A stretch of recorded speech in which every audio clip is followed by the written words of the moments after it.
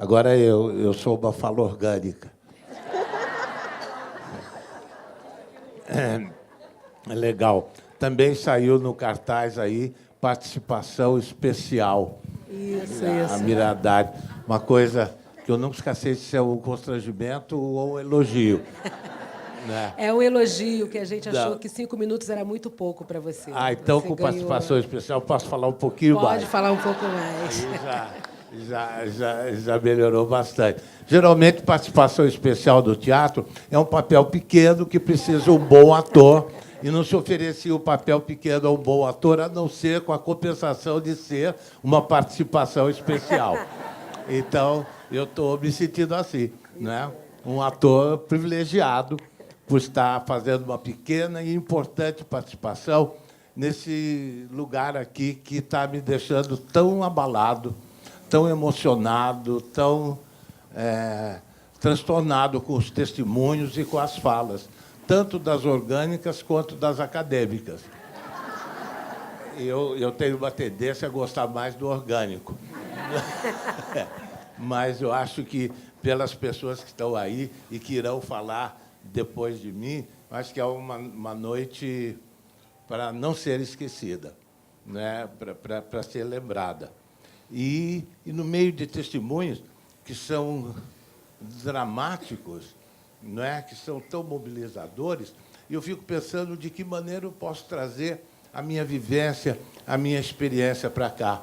O delegado Zanconi falou no Foucault, a nossa querida psicanalista falou no Foucault também e associou a mim o texto que ela leu, que associou muito fortemente. Tem muito a ver com as coisas que eu penso, que eu falo, mas eu tenho trabalhado em cima desse tema a minha vida inteira, de não achar que o fascismo é uma coisa incidental na vida da pessoa. Também acho que ninguém nasce fascista, mas também ninguém nasce democrata, entende? Então, é que isso é uma contingência do ser humano e que nós estamos eternamente lutando contra isso dentro de nós. Quando eu vejo todo mundo aqui, me perguntaram qual a importância que tem esse evento. O rapaz ali perguntou. Eu falei, só de estar mobilizando tanta gente, você vê a importância disso. Nós todos estamos querendo falar do fascismo. Nós todos estamos querendo saber o que é isso. Eu acho mais ainda, nós todos estamos morrendo de medo de já sermos fascistas e não estamos nos dando conta disso. Porque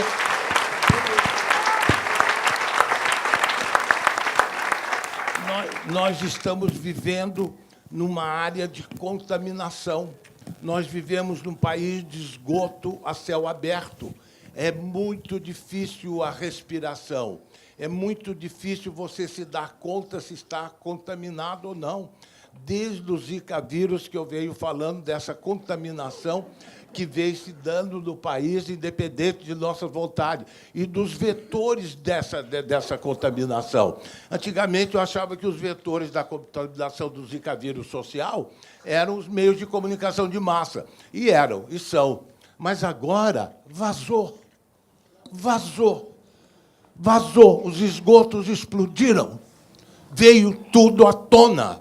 Nós estamos vivendo num país de esgoto a céu aberto.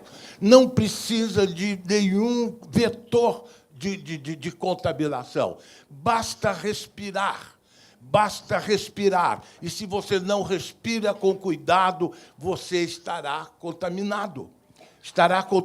Então, temos que criar os nossos mecanismos de resistência. Eu acho que estamos todos aqui porque estamos preocupados com isso, porque estamos querendo descobrir como é possível entender o que nós estamos vivendo, como é possível nos defender de uma possível contaminação que nós nem sabemos direito de onde vem. Pode estar vindo de qualquer lugar, pode estar vindo aqui da minha companheira ao meu lado, como eu posso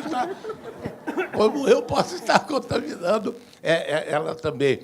Então, é uma questão muito séria. Mas, por outro lado, a vida inteira, mesmo sem estarmos vivendo em regimes assim tão ostensivamente mal cheirosos, tão inescrupulosos como nós estamos vivendo agora, e eu sempre me preocupei com a questão de uma possibilidade realmente democrática. Eu trabalho com linguagem, eu trabalho com teatro.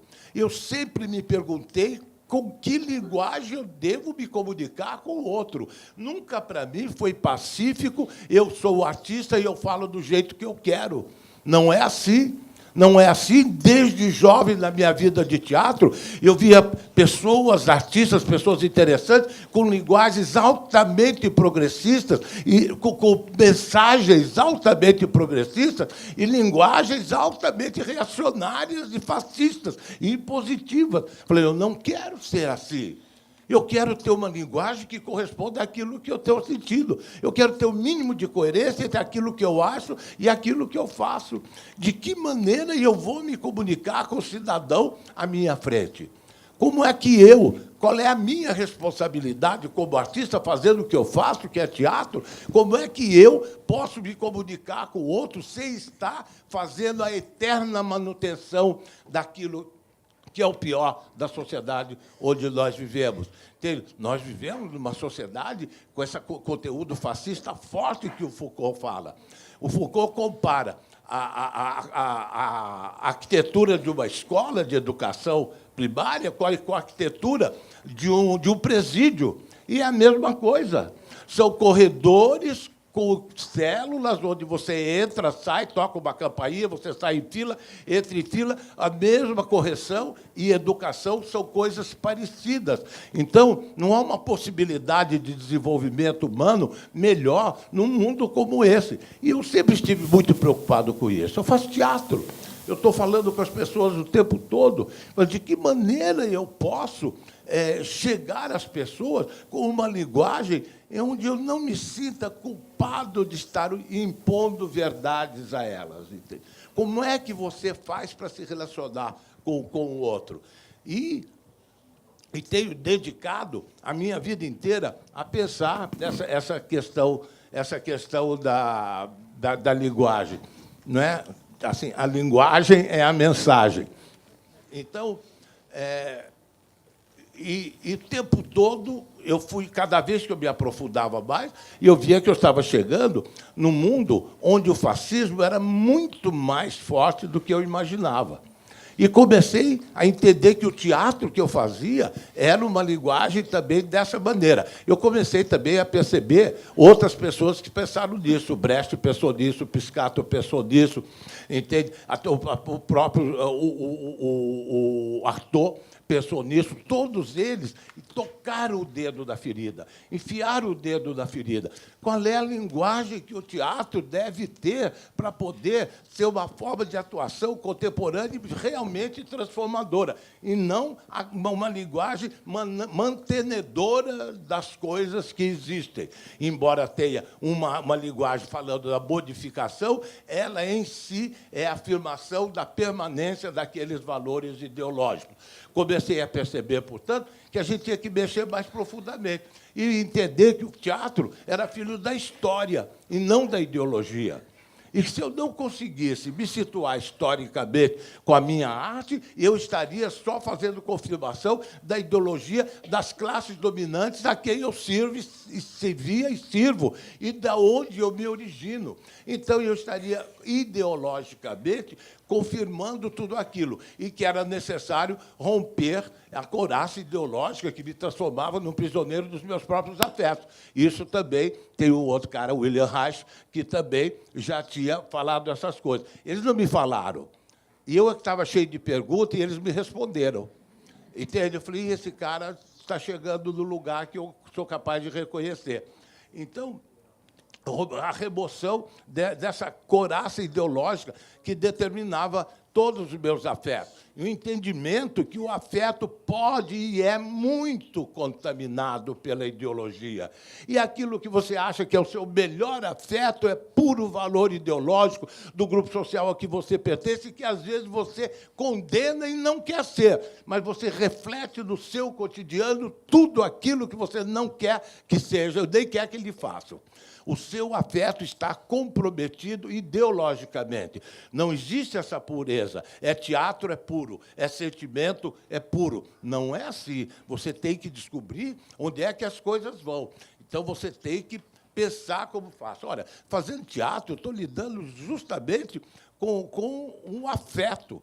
E chegar no desmonte dessa coragem ideológica e recuperar para o teatro uma possibilidade histórica e não ideológica tem sido o meu trabalho o tempo todo. E isso me levou para o meio das ruas. Me levou para o meio das ruas. E eu precisava sair dos espaços que a burguesia tinha desenvolvido e inventado para o exercício dessa sua arte, entende? E com os valores correspondentes a ela que se processavam dentro daquelas salas.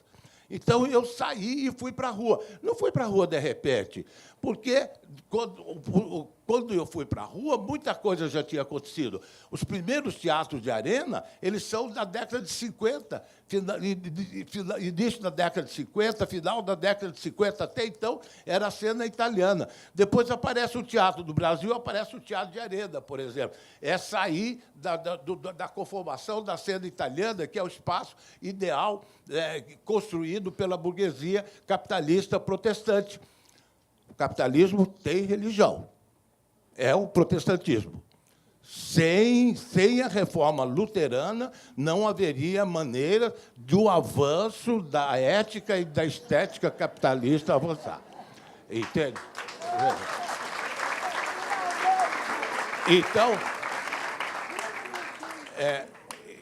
Então, vem aqui 5 minutos, já foi embora meu pensamento. Meu pensamento é muito volátil, ele é rápido, um sopro e pronto.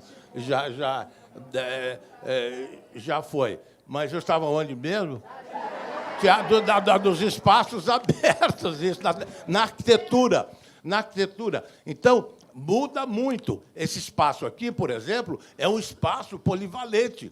É um espaço que pode ser italiano, pode ser arena, pode ser tudo que você quiser que seja, mas ainda é um espaço fechado. É um lugar. A burguesia é privatizadora e ela se organiza muito bem. Cada coisa no seu lugar. Cada coisa no seu lugar.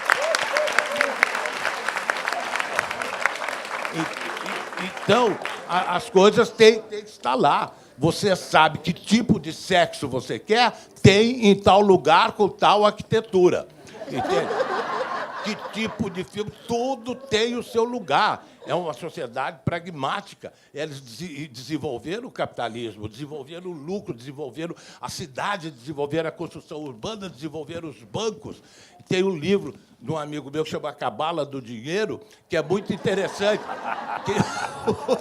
Que explica bem essas coisas todas, esse pensamento do que é o dinheiro. Mas a burguesia, com o seu pragmatismo, desenvolve o seu modo, se organiza com as suas ordenações, os seus espaços, conforme nós estamos conhecendo e vivendo isso tudo. Então, a primeira coisa que ficou óbvio para mim foi eu tenho que abandonar os espaços tradicionais. E comecei a abandonar, mas eu não fui para a rua. Eu fui para uma quadra de basquete, eu fui para o pátio de uma igreja, eu fui para vários lugares. Nunca pensei em ir para a rua. Aí chegou um dia que eu falei, já fui para todo lugar e agora me falta ir para a rua. Aí eu fiquei com medo. Porque ele era artista, eu era amigo de artistas famosos. A Renatinha Sorrá, por exemplo, era minha amiga. A tia Boita, Zé Marieta Severo. Falei, eu vou perder todo mundo, eu vou para a rua. Eu não vou, eu já tinha ganho prêmio, eu era amigo da Fernanda Montenegro. Ganhei prêmio e tudo isso. Eu falei, eu vou para a rua. Eu vou para a rua. Como que eu vou para a rua? E o diabo aqui, vai para a rua, vai para a rua, vai para a rua. Ele fala, sai, diabo. E ali, no meu travesseiro, não sei como ele entrou no meu travesseiro. E aí, ele ficava ali o tempo todo, vai para a rua, até que não tinha mais como resistir. Eu fui para a rua. E peguei um tambor e fui para a rua. Muitos amigos meus desviavam da calçada quando viam chegando. Não foi a Renata. Ela não, ela sempre foi fiel, amorosa, minha amiga, me manteve ali. Né? Mas passava. Eles diziam assim, ele tomou um ácido na década de 60 e não voltou. E não voltou. E eu nunca tomei o ácido na minha vida, sempre tive medo. Nunca a droga foi meu caminho para nada.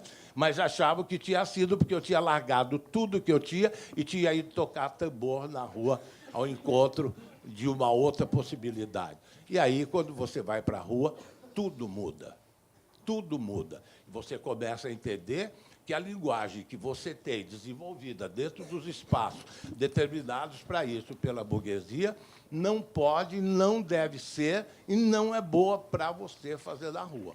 Aí o desmonte ideológico é violento, é rápido, é fulminante. Eu tenho que descobrir com que linguagem, de que maneira eu, uma produção de pensamento de classe média, da burguesia, capitalista, protestante, que faço teatro, psicologista, realista, com pretensões políticas, me comunico com essa gente que está aqui na minha frente. Nada do que eu fazia servia. Nada servia. Quando eu fazia muito, eu falava, quem é esse maluco?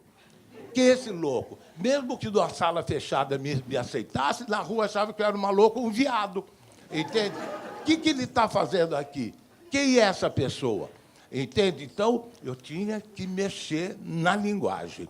Eu tinha que me rever inteirinho e estabelecer uma possível horizontalidade com as pessoas que estavam na minha frente. Isso não é simples. Se vocês tentarem olhar de cara para as pessoas que estão na frente de vocês, vocês vão ficar com muito medo. Se a gente se olhar. E eu pensava nisso. Eu falo, eliminar a minha verticalidade, porque, no teatro, em geral, eu, como artista, eu sou dotado de uma extrema verticalidade, eu subo aos céus, enquanto a plateia me admira na minha ascensão e vê a grandeza minha de subir aos céus. Eu falava, eu não posso subir aos céus. Eu preciso descobrir qual é a possível horizontalidade daquilo que eu estou fazendo.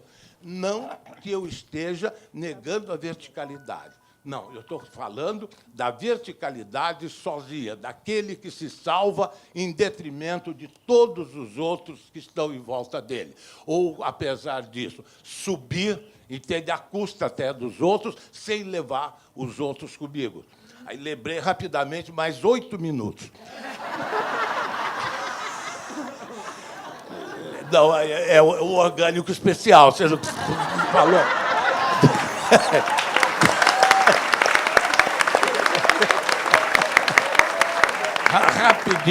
Rapidinho. Lembrei de uma história do jovem Buda, né? O Buda, de uma família muito rica, e conheceu todas as virtudes que o dinheiro poderia trazer para o ser humano. Experimentou de tudo na riqueza e conheceu todas as virtudes. Ele falou, as virtudes do dinheiro eu já conheço. O Buda era uma pessoa interessante. Falou, agora eu quero conhecer as virtudes da pobreza. Abandonou tudo que ele tinha e foi viver na pobreza. Há alguns monges budistas que se dedicam até a pedir esmola para conhecer o que é não ter. E ele foi fazer isso. Viveu e chegou o momento em que ele falou, já conheço todas as virtudes da pobreza. Agora, conhecendo as virtudes da pobreza e as virtudes da riqueza, eu posso me dirigir para o nirvana. Eu posso ir para um lugar superior. E foi.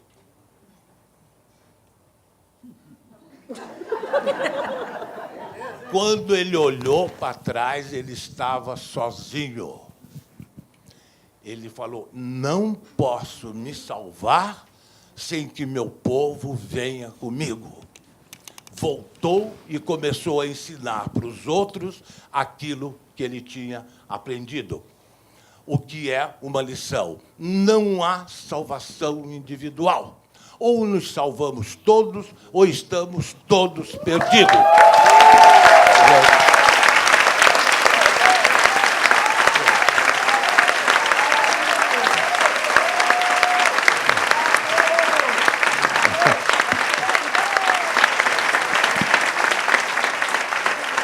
Pronto. Isso brincando, modificou meu teatro inteirinho. A extrema horizontalidade da linguagem que eu tenho desenvolvido nos espaços abertos, e é claro que isso revém quando eu trabalho nos espaços fechados também. Não nego nada do que eu fiz e não nego nenhum espaço.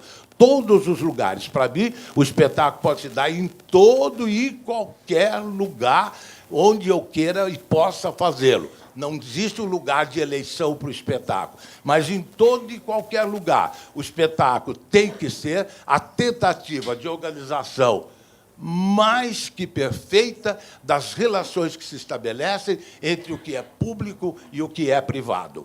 Entende? O que é meu e o que é de todo mundo. Então, essas ideias me levaram a trabalhar uma extrema horizontalidade no espetáculo, para que, através dessa extrema horizontalidade, essa comunicação, essa extrema horizontalidade que se dá através da minha comunicação, da nossa comunicação que estamos aqui, através de todos nós juntos nessa horizontalidade, nós todos possamos viver a nossa possível verticalidade.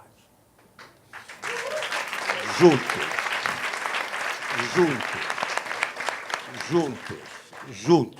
É disso que se trata. Essa é a minha questão, é isso que eu venho lutando desde sempre. Eu faço teatro há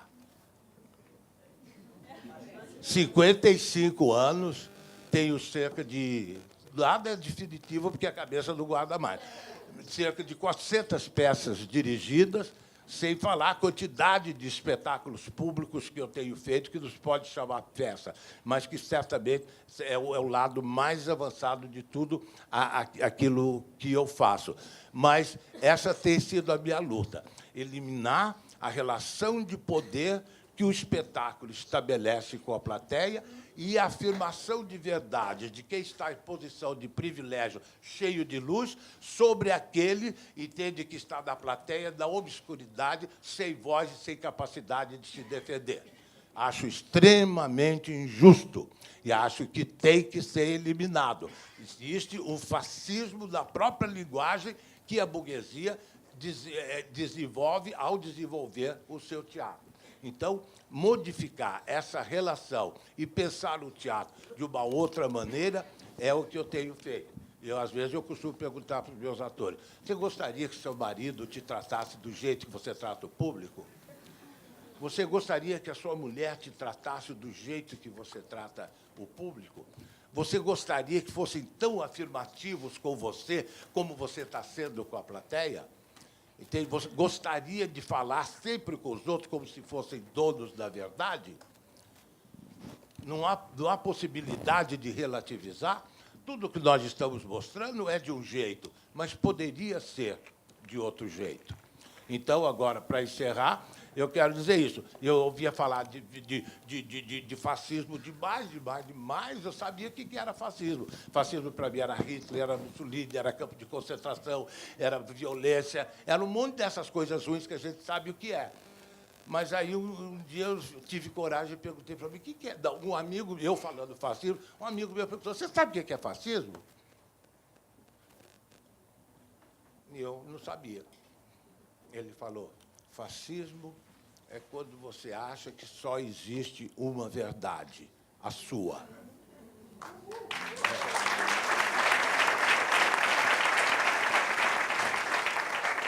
Desde então, eu tenho tentado relativizar esse meu tom afirmativo.